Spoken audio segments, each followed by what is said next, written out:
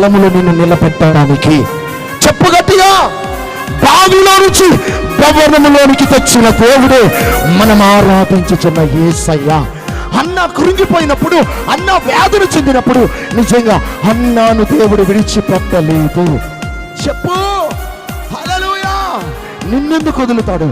ఒక్కటే ఒక మాట అంటున్నాడు మోషేతోటి, మోషే మోషే నా మహిమను నువ్వు ఊరకు నిలిచి చూడు. నా బాహుబలం అంటే ఏంటో, నా యొక్క శక్తి అంటే ఏంటో, నా ప్రభావం అంటే ఏంటో. శత్రువును చూసి భయపడుతున్నావా? సమస్యలను చూసి కృంగిపోతున్నావా?